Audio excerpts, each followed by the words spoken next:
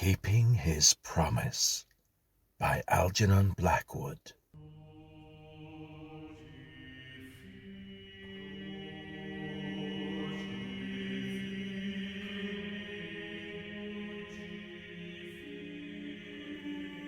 It was 11 o'clock at night, and young Marriott was locked into his room, cramming as hard as he could cram. He was a fourth-year man at Edinburgh University, and he had been ploughed for this particular examination so often that his parents had positively declared they could no longer supply the funds to keep him there.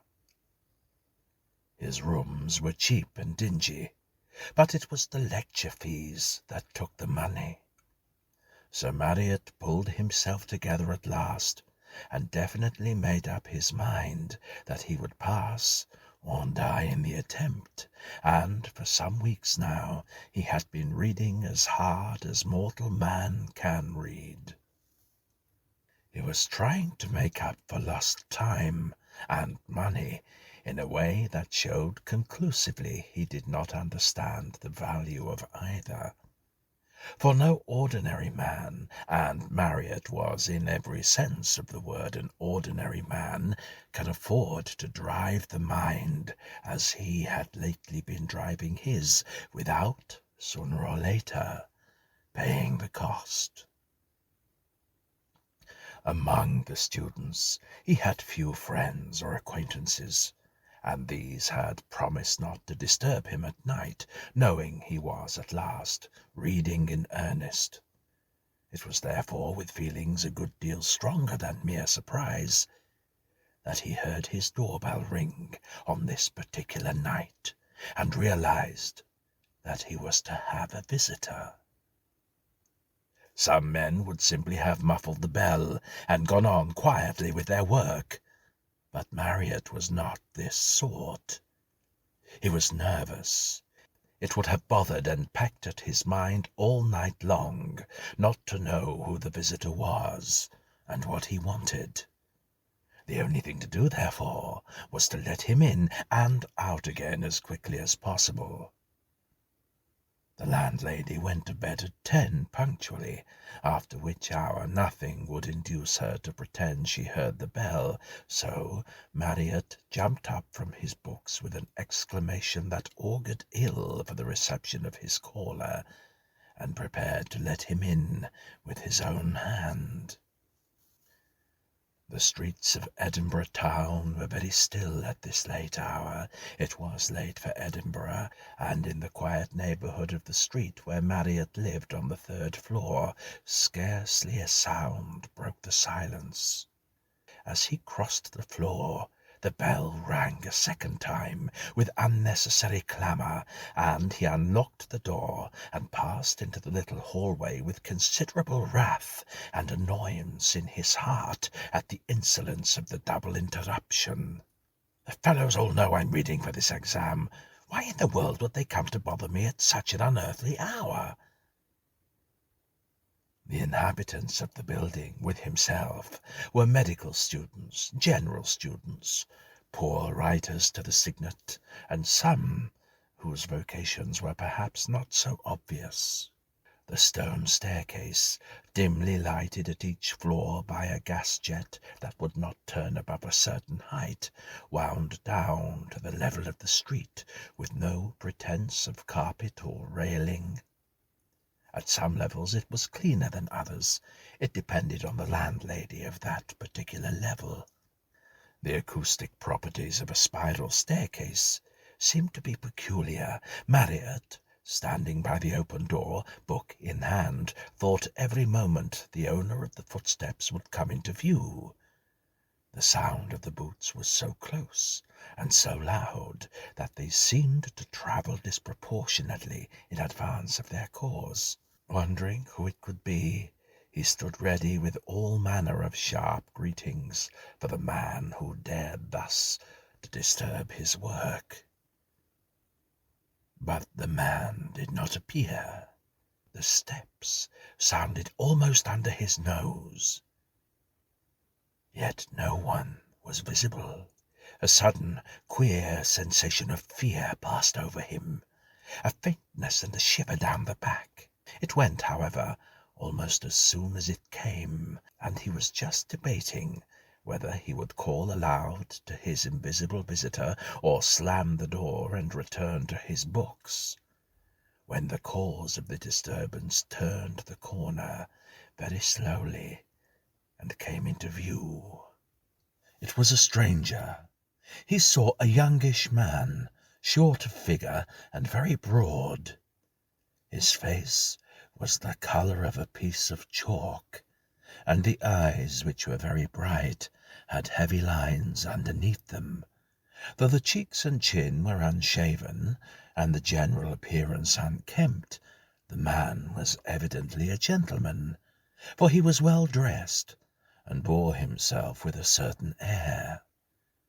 But strangest of all, he wore no hat, and carried none in his hand, and although the rain had been falling steadily all evening, he appeared to have neither overcoat nor umbrella. 100 questions sprang up in Marriott's mind and rushed to his lips. Chief among them was something like, "Who in the world are you, and what in the name of heaven do you come to me for?" But none of these questions found time to express themselves in words, for almost at once the caller turned his head a little, so that the gaslight in the hall fell upon his features from a new angle. Then, in a flash, Marriott recognized him. "Field! Man alive, is it you?" he gasped. The fourth-year man was not lacking in intuition, and he perceived at once that here was a case for delicate treatment. He divined, without any actual process of thought, that the catastrophe often predicted had come at last, and that this man's father had turned him out of the house. They had been at a private school together years before, and though they had hardly met once since, the news had not failed to reach him from time to time, with considerable detail, for the family lived near his own, and between certain of the sisters there was great intimacy. Young Field had gone wild later. He remembered hearing about it all. Drink, a woman, opium, or something of that sort he could not exactly call to mind. "Come in," he said at once, his anger vanishing. "There's been something wrong, I can see. Come in and tell me all about it, and perhaps I can help." He hardly knew what to say, and stammered a lot more besides. The dark side of life, and the horror of it, belonged to a world that lay remote from his own select little atmosphere of books and dreamings, but he had a man's heart for all that. He led the way across the hall, shutting the front door carefully behind him, and noticed, as he did so, that the other, though certainly sober, was unsteady on his legs and evidently much exhausted. "Come along," he said cheerfully, and with genuine sympathy in his voice. "I'm glad to see you. I was going to have a bite of something to eat, and you're just in time to join me." The other made no audible reply, and shuffled so feebly with his feet that Marriott took his arm by way of support. He noticed for the first time that the clothes hung on him with pitiful looseness. The broad frame was literally hardly more than a frame. He was as thin as a skeleton. But as he touched him, the sensation of faintness and dread returned. It only lasted a moment, and then passed off, and he ascribed it not unnaturally to the distress and shock of seeing a former friend in such a pitiful plight. "Better let me guide you. It's shamefully dark, this hall. I'm always complaining," he said lightly, recognizing by the weight upon his arm that the guidance was sorely needed. "But the old cat never does anything except promise." He led him to the sofa, wondering all the time where he had come from and how he had found out the address. It must be at least 7 years since those days at private school when they used to be such close friends. "Now, if you'll forgive me for a minute," he said, "I'll get supper ready, such as it is, and don't bother to talk. Just take it easy on the sofa. I see you're dead tired. You can tell me all about it afterwards, and we'll make plans." The other sat down on the edge of the sofa and stared in silence while Marriott got out the brown loaf scones and a huge pot of marmalade that Edinburgh students always kept in their cupboards. His eyes shone with a brightness that suggested drugs, Marriott thought, stealing a glance at him from behind the cupboard door. He did not yet like to take a full, square look. The fellow was in a bad way, and it would have been so like an examination to stare and wait for explanations. Besides, he was evidently almost too exhausted to speak, so, for reasons of delicacy, and for another reason as well, which he could not exactly formulate to himself, he let his visitor rest apparently unnoticed, while he busied himself with the supper. He lit the spirit lamp to make cocoa, and when the water was boiling, he drew up the table with the good things to the sofa, so that Field need not have even the trouble of moving a chair. "Now, let's tuck in," he said, "and afterwards we'll have a pipe and a chat. I'm reading for an exam, you know, and I always have something about this time. It's jolly to have a companion." He looked up and caught his guest's eyes directed straight upon his own.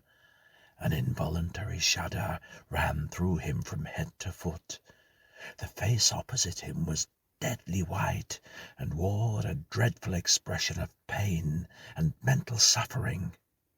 "By Gad," he said, jumping up, "I quite forgot. I've got some whisky somewhere. What an ass I am. I never touch it myself when I'm working like this." He went to the cupboard and poured out a stiff glass, which the other swallowed at a single gulp and without any water. Marriott watched him while he drank it, and at the same time noticed something else as well. Field's coat was all over dust, and on one shoulder was a bit of cobweb. It was perfectly dry. Field arrived on a soaking wet night, without hat, umbrella, or overcoat, and yet perfectly dry, even dusty.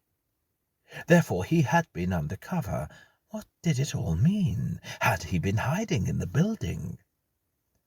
It was very strange, yet he volunteered nothing, and Marriott had pretty well made up his mind by this time that he would not ask any questions until he had eaten and slept. Food and sleep were obviously what the poor devil needed most and first. He was pleased with his powers of diagnosis, and it would not be fair to press him till he had recovered a bit. They ate their supper together, while the host carried on a running, one-sided conversation, chiefly about himself and his exams and his old cat of a landlady, so that the guest need not utter a single word unless he really wished to, which he evidently did not. But while he toyed with his food, feeling no desire to eat, the other ate voraciously. He watched in spite of himself, wondering why the fellow did not choke in the process. But Field seemed to be as sleepy as he was hungry. More than once his head dropped, and he ceased to masticate the food in his mouth. Marriott had positively to shake him before he would go on with his meal. A stronger emotion will overcome a weaker, but this struggle between the sting of real hunger and the magical opiate of overpowering sleep was a curious sight to the student, who watched it with mingled astonishment and alarm. He had heard of the pleasure it was to feed hungry men and watch them eat, but he had never actually witnessed it, and he had no idea it was like this. Field ate like an animal, gobbled, stuffed, gorged. Marriott forgot his reading, and began to feel something very much like a lump in his throat. "Afraid there's been awfully little to offer you, old man," he managed to blurt out, when at length the last scone had disappeared, and the rapid, one-sided meal was at an end. Field still made no reply, but he was almost asleep in his seat. He merely looked up wearily and gratefully. "Now you must have some sleep, you know," he continued, "or you'll go to pieces. I shall be up all night reading for this blessed exam. You're more than welcome to my bed. Tomorrow we'll have a late breakfast and see what can be done, and make plans. I'm awfully good at making plans, you know," he said with an attempt at lightness. Field maintained his deep, sleepy silence, but appeared to acquiesce, and the other led the way into the bedroom, apologizing as he did so to this half-starved son of a baronet, whose own home was almost a palace for the size of the room. The weary guest, however, made no pretence of thanks or politeness. He merely steadied himself on his friend's arm as he staggered across the room, and then, with all his clothes on, dropped his exhausted body onto the bed. In less than a minute he was, to all appearances, sound asleep.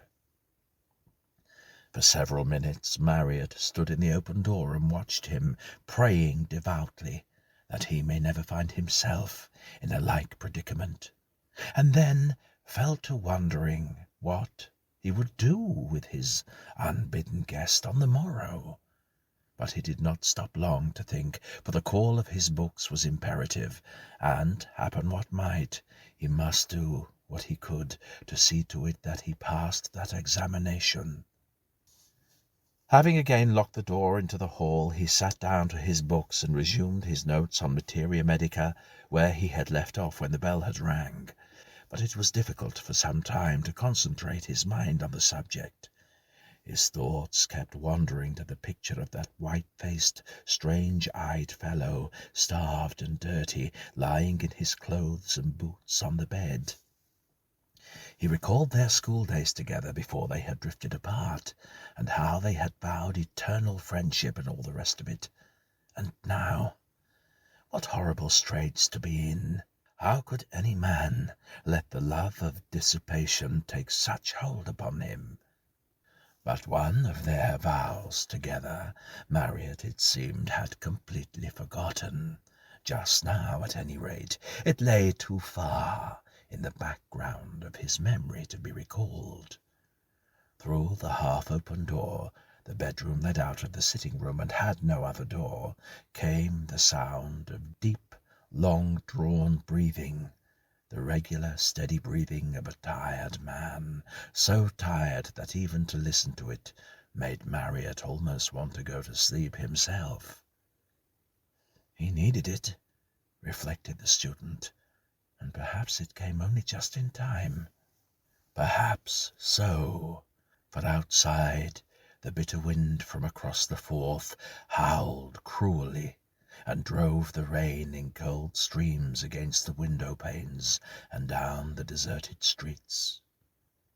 Long before Marriott settled down again properly to his reading, he heard distinctly, as it were, through the sentences of the book, the heavy breathing of his friend in the next room. A couple of hours later, when he yawned and changed his books, he still heard the breathing, and cautiously went up to the door to look round. At first, the darkness of the room must have deceived him, or else his eyes were confused and dazzled by the recent glare of his reading lamp. For a minute or two, he could make out nothing at all but dark lumps of furniture, the mass of the chest of drawers by the wall, and the white patch where his bath stood in the centre of the floor. Then the bed came slowly into view, and on it he saw the outline of the sleeping body gradually take shape before his eyes, growing up strangely into the darkness, till it stood out in marked relief, the long black form against the white counterpane. He could hardly help smiling. Field had not moved an inch. He watched him a moment or two, and then returned to his books. The night was full of the singing voices of the wind and rain. There was no sound of traffic, no hansoms clattered over the cobbles, and it was still too early for the milk carts. He worked on steadily and conscientiously, only stopping now and again to change a book or to sip some of the poisonous stuff that kept him awake and made his brain so active, and on these occasions Field's breathing was always distinctly audible in the room. Outside, the storm continued to howl, but inside the house all was stillness. The shade of the reading lamp threw all the light upon the littered table, leaving the other end of the room in comparative darkness. The bedroom door was exactly opposite him where he sat. There was nothing to disturb the worker, nothing but an occasional rush of wind against the windows, and a slight pain in his arm. This pain, however, which he was unable to account for, grew once or twice very acute. It bothered him, and he tried to remember how and when he could have bruised himself so severely, but without success. At length the page before him turned from yellow to grey, and there were sounds of wheels in the street below. It was 4 o'clock. Marriott leaned back and yawned prodigiously. Then he drew back the curtains. The storm had subsided, and the castle rock was shrouded in mist. With another yawn, he turned away from the dreary outlook and prepared to sleep the remaining 4 hours till breakfast on the sofa. Field was still breathing heavily in the next room, and he first tiptoed across the floor to take another look at him. Peering cautiously round the half-opened door, his first glance fell upon the bed, now plainly discernible in the grey light of morning. He stared hard. Then he rubbed his eyes.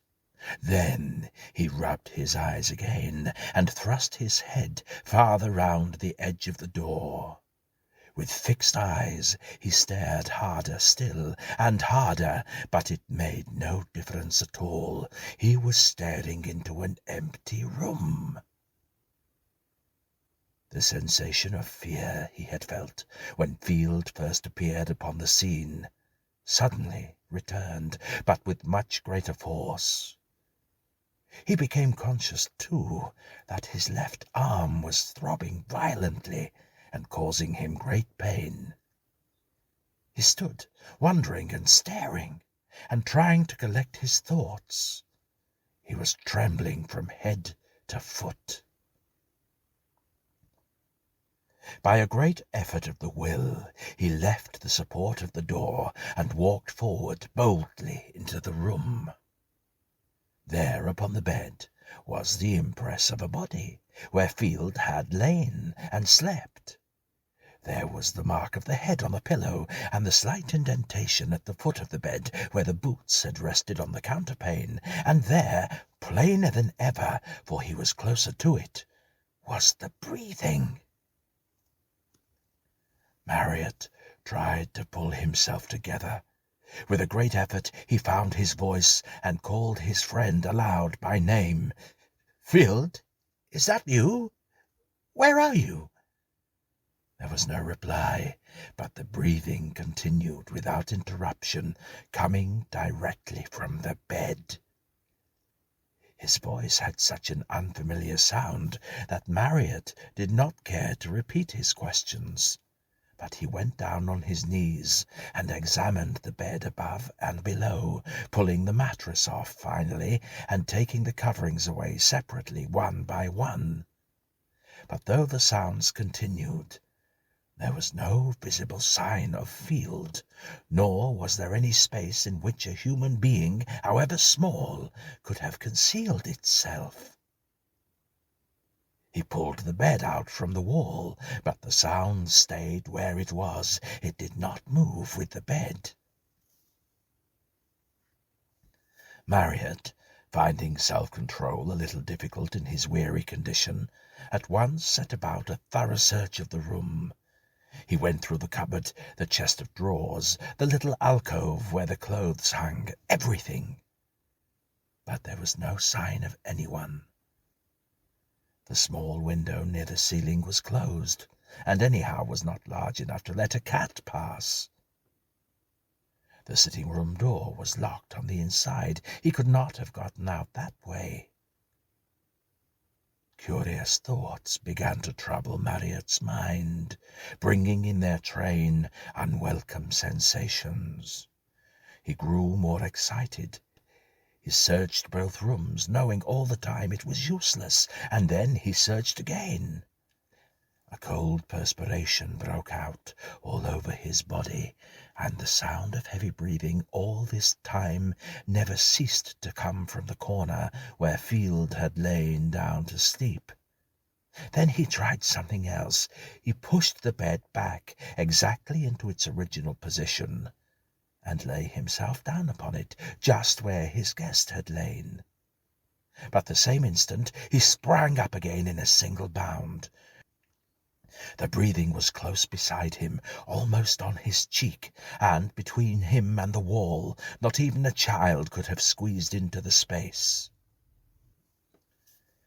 He went back into his sitting-room, opened the windows, welcoming all the light and air possible, and tried to think the whole matter over quietly and clearly.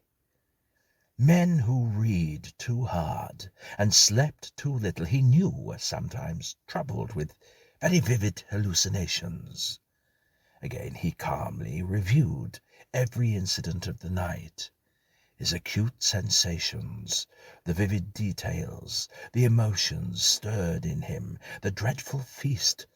No single hallucination could ever combine all these and cover so long a period of time.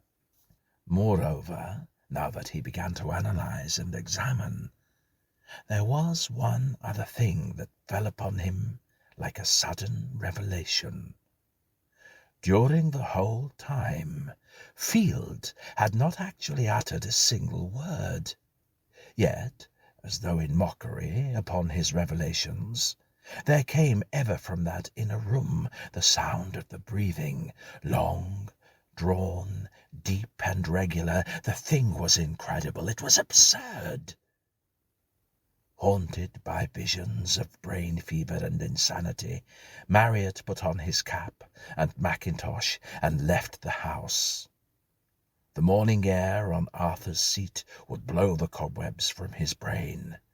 He roamed over the wet slopes above Holyrood for a couple of hours, and did not return until the exercise had shaken some of the horror from his bones, and given him a ravening appetite into the bargain.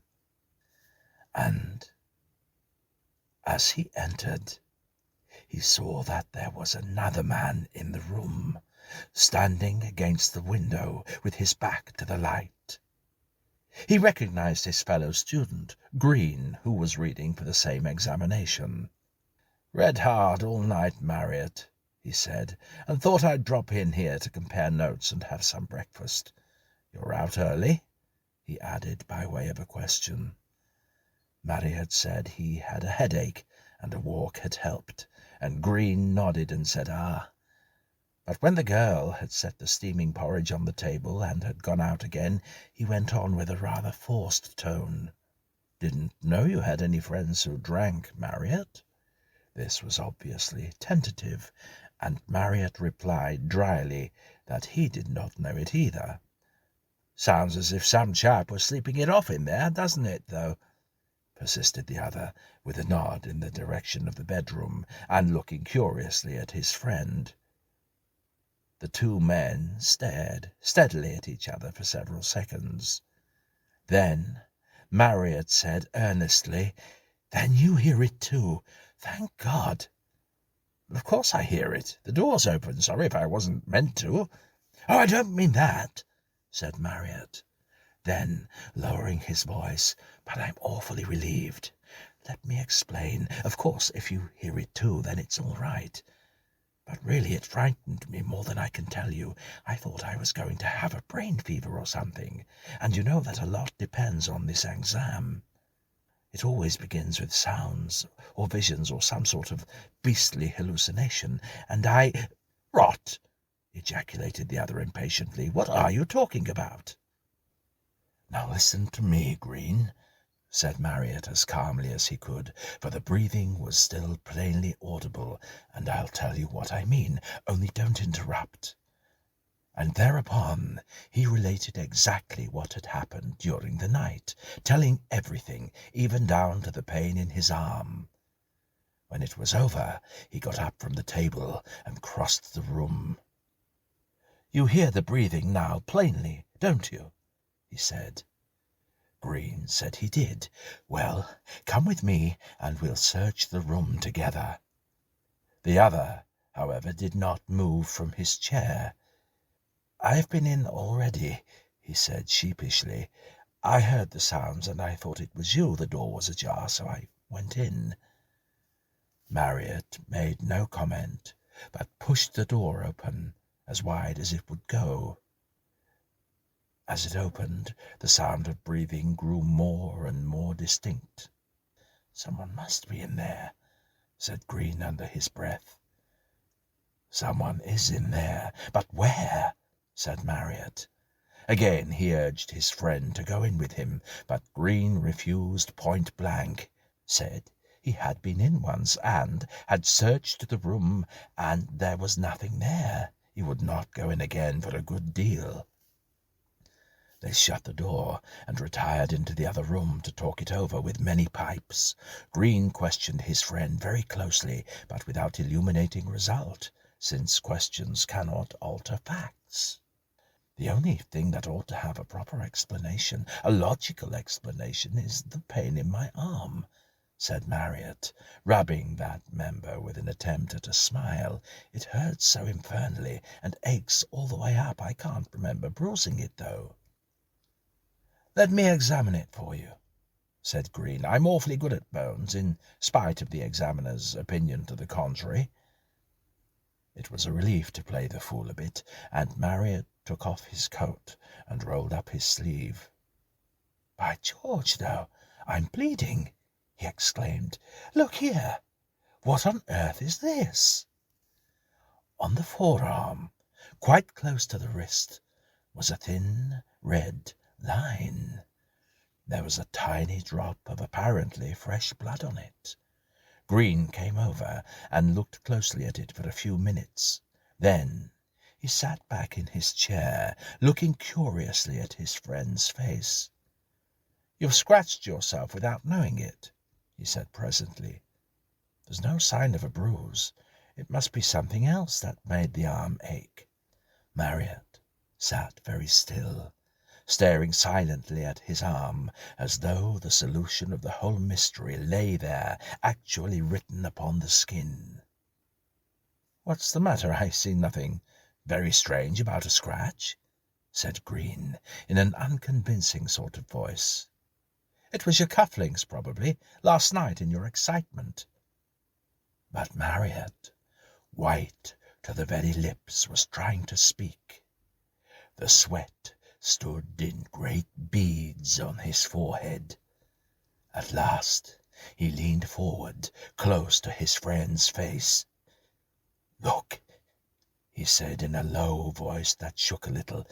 "Do you see that red mark? I mean underneath. What do you call the scratch?" Green admitted that he saw something or other, and Marriott wiped the place clean with his handkerchief and told him to look again, more closely. "Yes, I see," returned the other, lifting his head after a moment's careful consideration. "It looks like an old scar." "It is an old scar," whispered Marriott, his lips trembling. "Now it all comes back to me." "All what?" Green fidgeted on his chair. He tried to laugh, but without success. His friend seemed bordering on collapse. "Hush! Be quiet and I'll tell you," he said. "Field made that scar." For a whole minute the two men looked each other full in the face without speaking. "Field made that scar," repeated Marriott at length in a louder voice. Field, you mean last night? No, not last night. Years ago, at school, with his knife. And I made a scar in his arm with mine." Marriott now began to speak rapidly. "We exchanged drops of blood in each other's cuts. He put a drop into my arm, I put one into his. Well, in the name of heaven, what for? Well, it was a boy's contract. We made a sacred pledge, a bargain. I remember it all perfectly now. We had been reading some dreadful book, and we swore to appear to one another. I mean, whoever died first swore to show himself to the other, and we sealed the compact with each other's blood. I remember it all so well, the hot summer afternoon in the playground 7 years ago, and one of the masters caught us and confiscated the knives, and I have never thought of it again to this day." "And you mean—" stammered Green. But Marriott made no answer. He got up and crossed the room and lay down wearily upon the sofa, hiding his face in his hands. Green was a bit nonplussed. He left his friend alone for a while, thinking it all over again. Suddenly, an idea seemed to strike him. He went over to where Marriott still lay, motionless on the sofa, and roused him. In any case, it was better to face the matter, whether there was an explanation or not. Giving in was always the silly exit. "I say, Marriott," he began, as the other turned his white face up to him, "there's no good being so upset about it. I mean, if it is all a hallucination, we know what to do, and if it isn't, well, we know what to think, don't we?" "I suppose so. But it frightens me horribly for some reason. And that poor devil." "But after all, if the worst is true, and that chap has kept his promise, well, he has, that's all, isn't it?" Marriott nodded. "There's only one thing that occurs to me," Green went on, "and that is to be quite sure that he really ate like that. I mean, that he actually ate anything at all." He finished blurting all out his thought. Marriott stared at him for a second, and then said he could easily make certain. He spoke quietly. After the main shock, no lesser surprise could affect him. "I put the things away myself," he said, after we had finished. "They are on the third shelf in that cupboard." He pointed without getting up, and Green took the hint and went over to look. "Exactly," he said after a brief examination. "Just as I thought. It was partly hallucination, at any rate. The things haven't been touched. Come and see for yourself." There was the brown loaf, the plate of stale scones, all untouched. Even the glass of whisky Marriott had poured stood there, with the whisky still in it. "You were feeding no one," said Green. "Field ate and drank nothing. He was not there at all." "But the breathing," urged the other in a low voice, staring with a dazed expression on his face. Green did not answer. He walked over to the bedroom, while Marriott followed him with his eyes. He opened the door and listened. There was no need for words. The sound of deep, regular breathing came floating through the air. There was no hallucination about that, at any rate. Marriott could hear it where he stood on the other side of the room. Green closed the door and came back in. "There's only one thing to do," he declared with decision. "Write home and find out about him, and meanwhile come and finish your reading in my rooms. I've got an extra bed." "Agreed," returned the fourth-year man. "There's no hallucination about that exam. I must pass that, whatever happens." And this was what they did. It was about a week later when Marriott got the answer from his sister, part of which he read out to Green. "It is curious," she wrote, "that in your letter you should have inquired after Field. It seems a terrible thing, but you know, only a short while ago, Sir John's patience became exhausted, and he turned him out of the house, they say, without a penny. Well, what do you think? He has killed himself. At least it looks like suicide. Instead of leaving the house, he went down into the cellar and simply starved himself to death. They're trying to suppress it, of course, but I heard it from my maid, who got it all from their footman. They found the body on the 14th, and the doctor said he had died about 12 hours before. He was dreadfully thin. Then he died on the 13th, said Green. Marriott nodded. That's the very night he came to see you. Marriott nodded again.